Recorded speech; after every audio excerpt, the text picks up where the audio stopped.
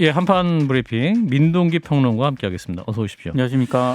자, 이제 코로나 팬데믹이 아니라 엔데믹이다. 정부가 이제 이 코로나를 일종의 풍토병으로 보고 방역 체계를 꾸민다는 소식이 있네요.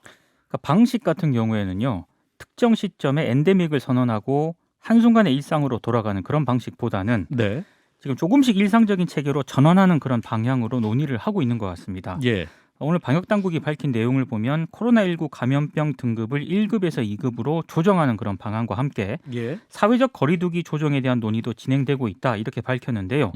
지금 17일까지 사적 모임 10명, 영업시간 밤 12시 이 거리두기 조치가 시행이 되지 않습니까? 예. 근데 이게 끝나면은 실외 마스크 착용을 포함한 대부분의 제한을 해제하는 방안도 검토를 하고 있습니다.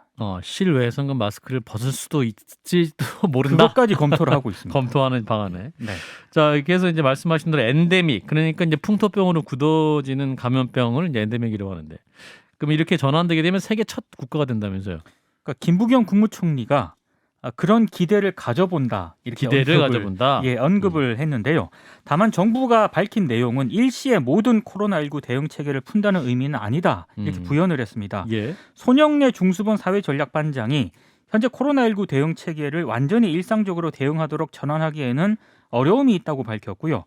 특히 스텔스 오미크론과 같은 변이 문제도 있고 아직은 의료 대응 체계를 바꾸는데 위험이 크다 이렇게 얘기를 했습니다. 예. 하지만 새로운 변이가 만약에 나타나는 경우도 있지 않겠습니까? 이렇게 되면은 거리두기를 다시 복원하거나 강화할 수도 있다고 밝혔습니다. 그러니까 상황에 따라서 방역 당국이 여러 가지 가능성을 검토를 하고 있는 것 같습니다. 그렇군요. 자, 이런 가운데 이제 중국 상하이에서는 이게 이제 코로나 사정이 또 다시 안 좋아지고 있다는 뉴스가 오고 있고 지금 어떤 상태입니까?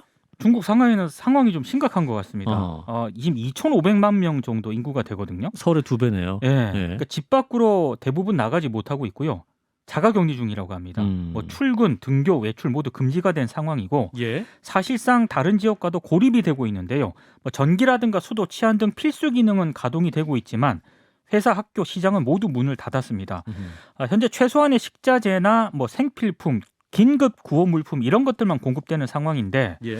사실 2,500만 명이 사는 대도시가 그러니까요. 이렇게 봉쇄가 된 것은 세계적으로도 좀 유례를 찾기가 어려운 것 같은데요. 지금 상하이 주민들은 검사를 받을 때가 아니면 아예 집 밖으로 나가지 못하는 PCR 그런 검사 상황. 받을 때만 그렇습니다. 빼고는 대부분 집에서 이제 자가격리 중이라고 하고요. 예. 지금 현재 상하이 거주 한국 교민들도 주재원, 유학생 등을 포함해서 한 3만 명이 넘는 것으로 추정이 되고 있거든요. 예. 모두 격리 상태인 것으로 전해지고 있습니다. 예. 그래서 여기 저희가 상하이 현지를 한번 연결을 해서 그곳 상황이 실제로 어떤지를 좀 자세히 알아보겠습니다. 봉쇄된 그 중국 상하이에 거주하고 계신 분이세요. 현지에서 무역 회사를 운영 중인 박상윤 대표님을 연결하겠습니다. 대표님 안녕하세요. 예, 안녕하십니까. 박상윤입니다. 예. 자, 지금 그러니까 중국 상하이에서 현재 격리된 상태이신 거죠? 예, 그렇습니다. 아, 그래요. 근데 이제 중국 상하이에 계신 지 얼마나 되신 겁니까? 저는 96년 1월 초부터 지금 27년째 상하이에 살고 있습니다. 아, 27년째. 예, 처음으로 이렇게 격리를 당하고 있네요. 아하, 그래요. 예. 2,500만이 거주하는 대도시 아닙니까, 상하이가? 근데 이게 봉쇄됐다는 게 저로서는 이거 상상도 안 되고 실감도 안 되는데 지금 진짜 도시가 멈춰 선 건가요? 예, 지금은 뭐 어느 누구 열애 없이 예. 모든 사람이 자기 집에서 바깥으로 외출을 못 하고요. 아하. 오직 방역 관련 분들과 차량들만 지금 길거리에 다닐 거고요. 하늘에서 보면은 하늘에서 상해를 내려다보면 아무도 안 다니는 그런 상황이라고 보시면 됩니다. 다만 이제 그 정부에서 며칠 간격으로 가정마다 집마다 이제 먹을거리를 주기 때문에 예. 그나마 버티고 있습니다. 먹을 거는 어떻게 배급하나요? 예. 아파트 단지별로 예.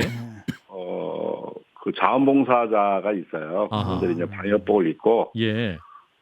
정부에서 이제 식자재가 오면은 포장해서 집집마다 나눠주고 있습니다. 아니 그게 오늘 먹고 싶은 게 다르고 내일 먹고 싶은 게 다를 텐데 그런 거 그냥 없이 그냥 정부에서 주는 대로 먹어야 되는 건가요, 그럼?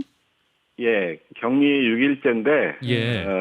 1일차 때 줬고 오늘 6일차 때 받았는데 보통 이제 한국 사람들은 김치나 이런 것들이 냉장고에 있잖아요. 그렇죠. 한국 사람들은 김치 문화가 없고 그날 요리해서 먹거든요. 그쵸. 예. 그래서 배추나 이런 것도 이게 썰어가지고 기름에 볶아서 먹는다 이렇게 먹어요.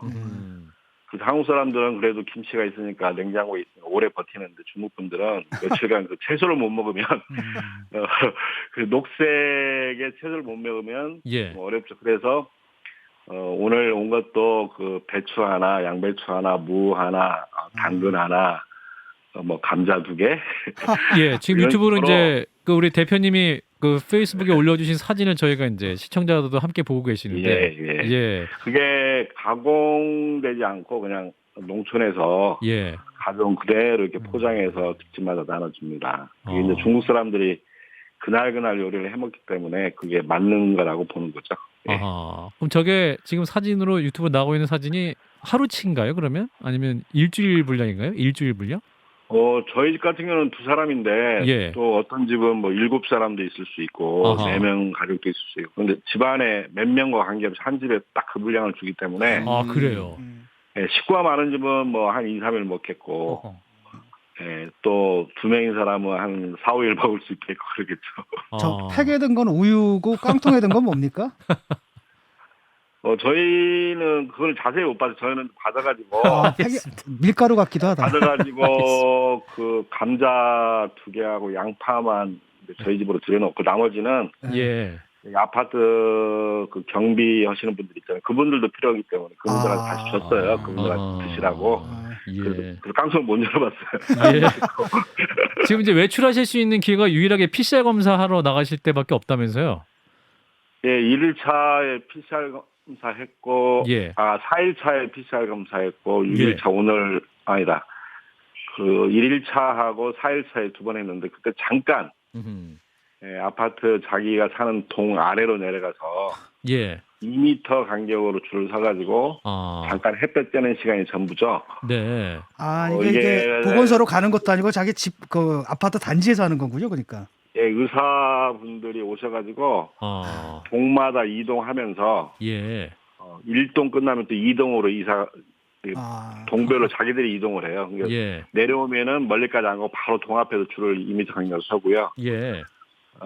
그런데 이제 사람들이 워낙 뭐 답답하고 그러니까 상해 사람이 좀 재밌는 것 같아요. 네. 여기서 이제 뭐 있고 SNS 이렇게 보면은 사람들이 마치 코스프레 크리스마스나 뭐 예. 대학 축제 뭐 이런 이상하고 재밌는 기발한 복장을 입고 나와서 예. 짧은 지금 시간을 즐기는 공룡 인형을 쓰고 PCR 검사 받는 어린아이 사진도 지금 유튜브로 이제 보여드리고 인형, 있는데. 뭐 배트맨 복장, 그다음에 뭐 결혼식 하는 신부 복장, 드레스 입고.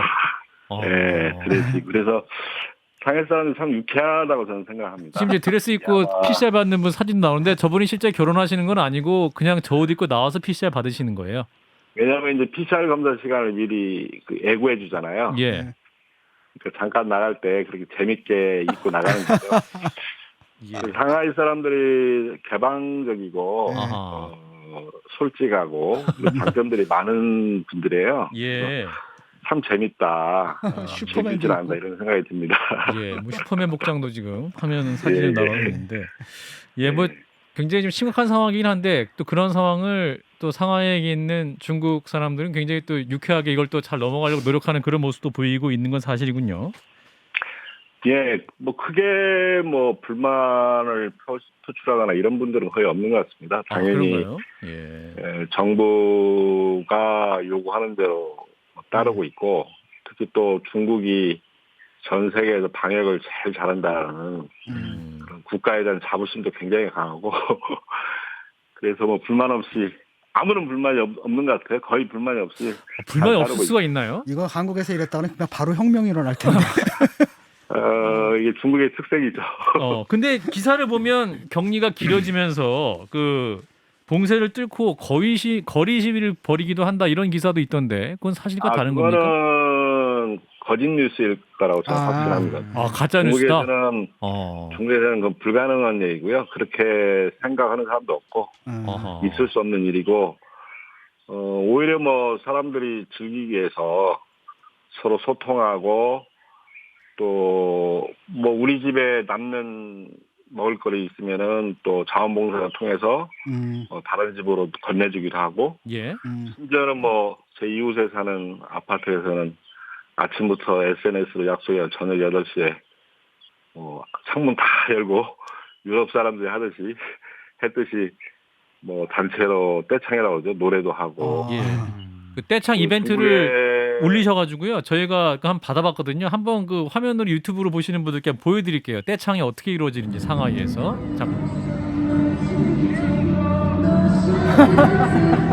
야, 괜찮다. 이 노래가 중국어 이름으로 성녀고요. 예. 자, 소리 좀 줄여주세요. 번역으로 친구라는 친구, 붕어. 성녀, 우리나라 붕어. 예, 우리나라에서도 안재욱 가수가 번역해서 불렀는데 네, 안재욱 네, 네. 친구라고 하면은 예. 그렇군요. 그래서 얼핏 잘못 해석하면은 뭐 불만을 표시하는 걸로 들릴 수가 있지만 그렇지 않고 예. 상해 사람 특유의 유쾌함, 서로 즐겨보자, 서로 소통하자. 저는 아주 상해 사람들의 이런 문화가 저는 참 재밌다고 생각을 해요. 예, 근데 일단 뭐 그 일을 하시는 분이라든지 뭐 사업을 하시는 분이라든지 장사를 하시는 분들 같은 경우에 뭐 오랫동안 그 영업을 못하면은 경제적 손실이 있을 텐데 그 부분에 대해서 뭐 정부에서 좀 보상을 해주나요?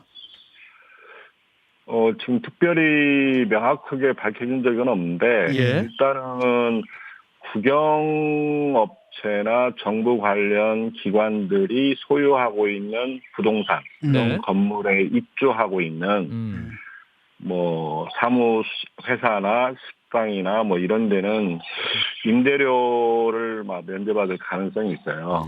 이 해당 기간에 예. 임대를 면제받을 가능성이 있고 또 작은 기업들, 그러니까 영세 기업들한테는 뭐 부가세 납부를 뭐 연기해 준다거나 아니면 일부 내야 되는 세금 중에 가령 뭐 교육 부담세랄지 도로교통세랄지 이 세금 중에 그런 세금들이 있잖아요. 예. 아예 없애주는 걸로 이렇게 기사를 본 적이 있습니다. 예, 근데 지금 코로나가 이게 뭐 오미크론도 나오고 뭐 스텔스도 나오고 이것들이 증세는 약한 반면에 굉장히 그 감염력이 전파력이 강하기 때문에 과연 이런 식의 봉쇄를 가지고 이 문제를 해결할 수 있을까 좀 저는 좀 회의적이거든요, 개인적으로. 그러니까 중국 분들은 어떻게 생각하시나요? 중국 사람들도 과연 잡을 수 있을까 이렇게 회의를 하는 사람들이 많이 있어요. 예. 그렇지만 우리 뭐 한국이나 외국처럼 위드 코로나로 가야 된다라고 그렇게 목소리 크게 주장하지는 않습니다. 일단은 뭐 정부의 방침을 신뢰를 하고 예. 특히 또 위드 코로나 하게 되면은 중국의 14억 인구의 뭐 1%만 감염돼도 1,400만 명 있고 예. 0.1%가 감염된 140만 명이잖아요. 그렇죠. 예. 그래서 함부로 위드 코로나 가기 어렵다는 걸 중국 사람들 동의하고 있는 것 같습니다. 그렇지만 알겠습니다.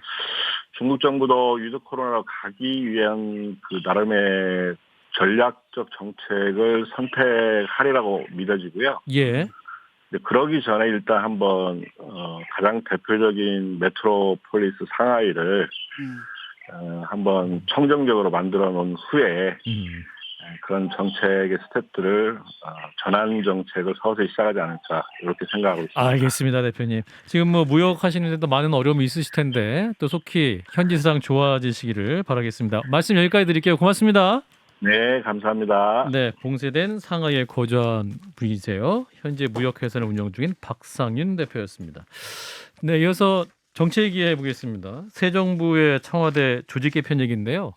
그 축소하는 방향으로 점점 윤곽이 나오고 있군요. 그 장제원 당선인 비서실장이 오늘 기자들에게 밝힌 내용인데요. 예. 청와대 조직 개편 문제에 대해서 고민을 많이 하고 있다. 축소하는 쪽으로 조금 방향이 좀 잡히고 있다. 축소. 이런 예. 취지로 얘기를 했습니다. 예. 장제원 실장이 오늘 이렇게 얘기한 이유가요. 동아일보가 오늘 단독으로 보도한 내용이 있기 때문입니다. 윤 당선자가 3실장 12수석 체제인 청와대 조직에서 정책실장직을 폐지하고 일자리 수석 비서관, 민정수석 비서관을 없애기로 가닥을 잡았다. 이렇게 이제 보도를 했기 때문인데 예. 일단 뭐 정부 조직을 개편을 하려면 국회에서 정부조직법 개정안이 통과가 돼야 하지 않겠습니까? 근데 대통령실 개편안 같은 경우에는 취임 즉시기에 당선 대통령이 즉시 적용을 할 수가 있거든요. 예. 그래서 아마 이런 점을 감안을 해서 청와대 축소 얘기가 나오는 것 같습니다. 그렇군요. 이제 당선자가 그 청와대 수석 자리 없애겠다는 얘기는 공약 발표될 맞변 말을 하긴 했었는데 네. 실제로 어느 자리가 없어지는가 구체적으로 나온 게 있습니까? 그러니까 민정수석 같은 경우에는 동아일보 보도를 전제로 말씀드리면요, 네. 민정수석 같은 경우에는 이미 후보 시절부터 없애겠다라고 그랬죠. 얘기를 했었고, 지금? 예. 그리고 지금 일자리 수석 같은 경우에는 일자리가 정부가 아니라 민간 주도로 창출되는 것이기 때문에 일자리 수석이 일단 폐지 우선순위로 오른 것으로 보인다는 게 동아일보 보도 내용입니다. 예. 그리고 정책실과 관련해서는 대통령실에 새로 설치할 민관합동위원회가 그 역할을 대신할 수 있다 이렇게 판단한 것으로 보인다 이런 내용입니다. 예. 자 일단은 차기 정부의 청와대적 슬림화 어떻게 평가하시는지 진 작가님부터. 뭐 새로운 대통령이 들어섰으니까 예. 자기가 그 통치하기 편한 방식들 또 원하는 방식대로 뭐 개편하는 건 나쁘지 않다고 생각을 합니다. 다만 예. 이제 그 효과가 어떻게 나타날지는 좀 두고 봐야겠죠. 네. 김 소장님. 예, 여기에다 플러스해서 이제 민관합동위원회라는 게 만들어져서 청와대와 함께, 그러니까 대통령 비서실과 함께 호흡을 맞춘다라고만 알려져 있고 예. 아직 구체적인 내용이 나오고 있지 않아서 지금 단계에서 뭔가를 평가하는 건 좀 어려울 것 같고요. 좀 더 틀이 갖춰지면 그때 더 말씀드려야 될 것 같습니다. 그래요. 자 이런 가운데 이제 대통령 집무실이 이동합니다. 근데 오늘 예비비가 의결이 되면서 숨통이 트이는 모양새입니다. 그러니까 김부겸 국무총리 주재로 임시국무회의를 열었는데요. 예. 윤석열 당선자의 집무실 용산 이전을 위한 예비비 일부를 의결을 했습니다. 예. 360억 규모인데요. 원래 당선자 쪽에서 제시한 금액이 496억이거든요. 예. 130억 정도 적은 그런 수치입니다.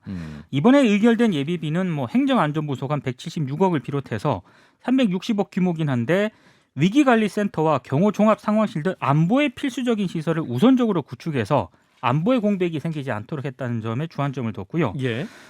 지금 가장 지금 청와대하고 당선자 쪽에서 갈등을 빚었던 이유 가운데 하나가 지금 문재인 대통령 임기 내에 청와대 위기관리센터를 용산으로 옮길 수 없다. 이게 청와대 입장이었거든요. 예. 근데 이 부분은 이번에 위기관리센터를 용산 집무실에 신설하는 것으로 청와대가 계획을 바꾸면서 절충안이 좀 마련이 된 것으로 일단 평가가 되고 있고요. 예. 그리고 합참이 나간 자리에 들어올 뭐 대통령 비서실 조성이라든가 경호처 이전비와 같은 추가 소요되는 비용이 있는데 이거는 한미 연합훈련이 끝난 후에 추후 협의할 예정입니다. 국방부는 이르면 내일부터 이사업체와 계약해서 즉시 이전 절차를 진행하기로 했고요. 업체 계약 후에는 뭐 국방부 지휘부서라든가 합참을 제외한 용산 영내의 기관, 부서들은 순차적으로 이사를 진행할 예정입니다. 이 정부 부처도 이사업체랑 계약하는 건 똑같네요. 네. 보통 사람들이. 이사업체랑 계약을 하더라고요. 알겠습니다. 자 이런 가운데 이제 지방선거 출마 관련해서 그 당선인의 의중 그러니까 윤심 논란을 일고 있다고 하는데 이건 어떤 겁니까? 이제 권성동 의원이 원내대표 출마 의사를 그렇죠. 밝혔고 예. 그리고 김은혜 의원이 경기지사 출마를 선언을 하지 않았습니까? 그렇습니다. 그리고 김태흠 의원은 충남지사를 이제 출마할 것이다 이런 얘기가 오고 있는데 예.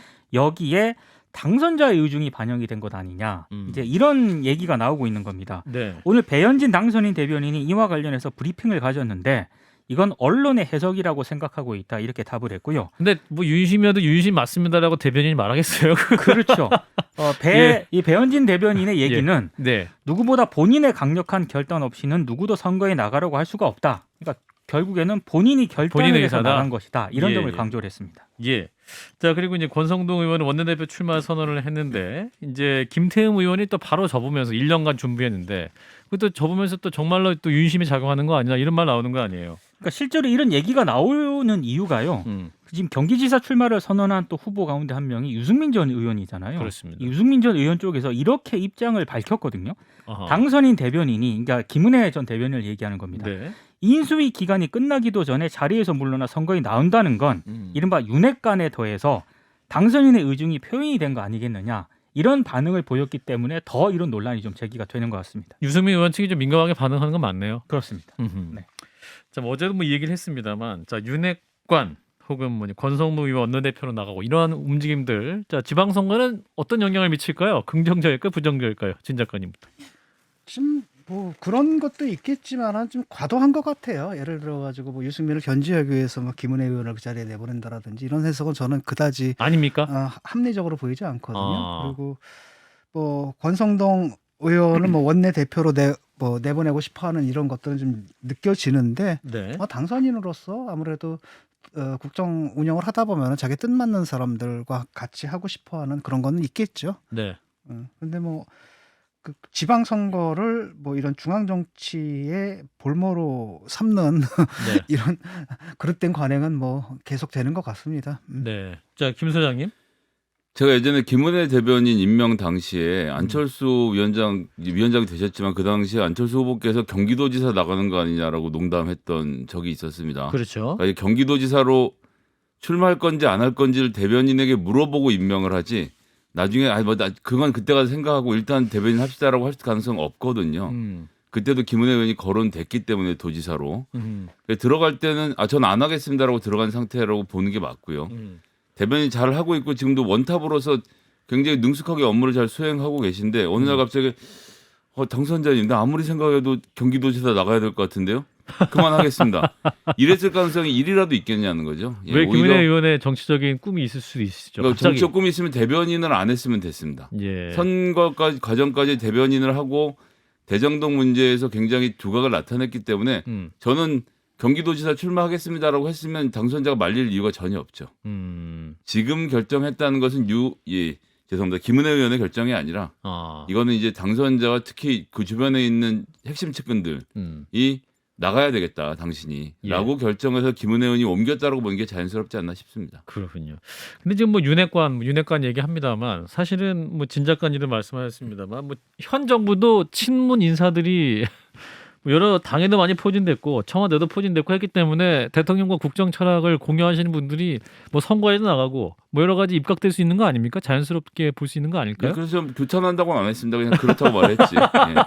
각각의 의지를 가지고 출마해서 활동하면 되는 거죠. 뭐. 그러니까 예를 들어가지고 그 자리에 이 사람들 말고 더 적합한 사람이 있는데 그 사람을 물리치고 그저 당선인과 가깝다는 이유에서 사람을 임명한다 예. 또는 출마를 시킨다 이런다면 문제겠지만 예. 그렇지 않다면 굳이 문제 삼을 필요는 없다고 봅니다. 민동규 평론가께서 어떻게 보세요? 뭐, 괜찮습니까? 아니 뭐 괜찮다기보다는 네. 결국 유권자들이 판단을 하겠죠. 알겠습니다. 네. 네, 갑자기 또 당황하셨어요. 자, 김은혜 의원 얘기 좀 해볼 텐데 아까 이제 김은혜 의원의 출마 선언으로 경기도지사 선거 이제 국민의힘도 경선이 뜨거워질 것 같은데 철의 여인이 되겠다 이렇게 말씀을 했어요. 그러니까 마거릿 대처 전 총리의 수식어를 빌어가지고요. 무쇠 같은 의지로 국민만 바라보며 걸어가겠다 이렇게 각오를 밝혔는데 이재명 전 경기지사 얘기를 좀 했습니다. 이번 경기지사 선거는 이재명의 시대를 지속하느냐 극복하느냐를 묻는 선거다. 이렇게 이제 본인이 규정을 했고요. 예. 그리고 이제 대장동 의혹과 관련해서 이런 얘기를 계속하면서 지방자치단체와 시민단체의 이권 카르텔을 철저하게 감사하고 부당 이익을 환수해서 도민의 혈세를 지켜낼 것이다. 인사 문제도 확실하게 검증하겠다라고 밝혔습니다. 예. 그러면서 경기도시공사가 공급하는 주택뿐만 아니라 LH의 경기도 내 3기 신도시 그리고 경기도 내 시군의 20여 개 개발공사가 추진하는 모든 개발 사업에 주택 분양 원가를 공개하겠다 이렇게도 약속을 했습니다. 그래요. 저 오늘 출마 선언하는 모습 보니까 굉장히 뭐랄까요 의욕적이고 굉장히 원래 열정적이고 방송 기자 출신이라 네. 방송 기자는 원래 그렇게 안 하거든요. 이렇게 평면절하는데 저는 김은혜 의원이 정말 출마할 방송 기자와 출마 안 할 방송 기자가 달라요. 아 그렇습니까? 예, 여러분께서 출마 안 한 앵커의 방송 함께하고 계시는데 출마하실 때 어떤 모습일지 궁금하네요. 또 변신하는 거야. 화려한 변신. 그러지 마시고 어제 안민석 의원은 김은혜 의원이 좀 더 유리할 것 같다 이렇게 말씀을 했었는데 자 유승민 의원과 김은혜 의원과의 대결 어떻게 좀 백중지사라고 보세요? 저는 일단 국민의힘으로서는 안전판을 하나 깔았다라고 생각해요. 유승민 후보가 이제 와서 직접 해봐야 아는데 예. 어쨌든 대구 정치인이 갑자기 경기도 온 것에 대한 설명이 부족할 수 있거든요. 예. 그런 부분에서는 현직 의원이고 그 경기도에서 활동을 해왔던 유은혜 의원이 가지고 있는 장점이 있기 때문에 네. 둘 간의 치열한 경쟁이 뭐 좋은 그림 만들어낼 수 있을 거라고 생각합니다. 신 작가님은 예, 재밌을 것 같아요. 일단 근데 유승민 전 의원도 예. 주변에서 나가라고 했으니까 나간 거지. 자기가 뭐 처음부터 나가고 싶어서 나간 건 아니지 않습니까? 예. 당의 사정 때문에 나간 거고 예. 또 어떤 사정에 의해서 김은혜 의원도 좀 나왔는데 뭐 이분 뭐 역량 이런 것들은 우리가 좀 충분히 지켜보지 않았습니까? 그리고 예. 젊고 또 여성이고 그래서 자칫 김 빠질 뻔한 그 경선이 굉장히 재밌게 돌아갈 것 같아요. 그리고 그러군요. 굉장히 또 선전할 것 같은 예감도 듭니다. 알겠습니다. 2부에서 이준석 대표에게 더 여쭤보고요. 자, 민주당 쪽 얘기하면서 마무리하죠. 송영길 전 대표의 서울시장 출마 굉장히 지금 당내에서 비판하는 분들이 계속 늘고 있네요. 하루 그러니까 지나면서. 더불어민주당 친문계 싱크탱크인 민주주의 4.0 이사진들이 예. 오늘 13명이 입장문을 냈거든요. 13명이 송영길 전 대표의 명분도 가치도 없는 서울시장 출마에 반대한다 이런 입장을 공식적으로 밝혔습니다. 예. 이 문제가 당분간 굉장히 좀 시끄러울 것 같습니다. 아, 그래요. 자, 송영길 전 대표 좀 입장이 난처해질 것 같은데, 그러니까 핵심 요지는 그 정계 뭡니까? 586들을 이제 물러나야 된다 해놓고 왜 본인이 또 나서냐? 그러니까 명분 인물 없다. 부재롤이라는 이런 논리를 내세우면서 예. 시장 출마를 강행하는 것이 후한무치한 행동이다. 후한무치다. 이렇게 비판을 하고 있습니다. 진 작가님, 어차피 좀 지는 선거라고 하면 그건 모릅니다. 아니 그걸 모르면 정치하면 안 되죠. 그래서는 안 하고 그러니까 있는데. 쉽게 말하면은 잘 져야 되거든요. 이렇게 쉽게 말하면 졌지만 잘 싸웠다 이렇게 가야 되고 또 그 선거에서 지금은 진다 하더라도 장기적으로 전략적으로 뭔가를 얻을 수 있어야 되고 그렇기 때문에 저는 이런 선거 같은 경우에는 혁신 코드로 가야 된다고 보거든요. 완전히 예. 다른 혁신의 코드로 가야 되고 그러면은 설사 진다 하더라도 사실 진 게 아닌 상태가 될 수가 있던 거죠. 근데 네. 송영길 이건 뭐냐? 당내에서도 좀 문제가 되잖아요. 이거 최악의 카드입니다. 그렇군요. 자, 우리 김성애 소장님은 이 당내 갈등 상황 어떻게 보시는지? 아니 2달이나 남은 선거에 졌지만 잘 싸웠다를 벌써 말씀하신 건 너무 이르고요. 일단 양쪽 후보가 추려지면 저는 대결이 집중될 거라고 보고 장단점이 있습니다. 일단 민주당 현재 서울에서 국민의힘의 지지율을 넘어서는 스코어들이 나오곤 있어요. 그런데 문제는 오세훈이라는 현역 시장의 존재죠. 이분의 존재감 때문에 민주당에서 웬만한 후보가 나가서 부딪혀도 안 되는 것은 민주당의 후보가 부족한 것이기도 하지만 세금 문제를 포함해서 민주당이 수도권에서 어떤 비전을 가지고 나올 것인가에 대한 설명이 아직 없기 때문이거든요. 만들 수 있을지는 잘 모르겠지만 이것이 만들어지고 전열을 정비한다면 저는 다시 해볼 만한 선거가 될 수 있을 거라고 생각합니다. 예. 또 이 가운데 이낙연 전 대표를 차라리 추대했어야 됐다 이런 의견도 있습니다만 이런 의견 어떻게 판단하세요? 진 작가님 짧게. 이낙연 대표도 사실 경선에서 패배한 분이잖아요. 그거보다 뭔가 좀 다른 게 있었으면 좋겠습니다. 그러니까 민주당이 뭔가 달라지고 있다는 모습들, 실제로 달라지고 있다는 모습을 상징할 수 있는 어떤 조치가 있었으면 좋겠어요. 예, 그래요. 김성애 소장님도 짧게. 그게 이제 의원총회에서 보였던 정치개혁의 아젠다들을 통과시켜놓고 지금 또 좀 약간 잠잠해졌죠. 네. 이런 문제부터 시작해서 환골탈태하는 모습 보여줘야 한다고 생각합니다. 네. 자, 민주당의 서울시장 또 후보 상황까지 짚어봤습니다. 민동기 평론가였어요. 고맙습니다. 고맙습니다.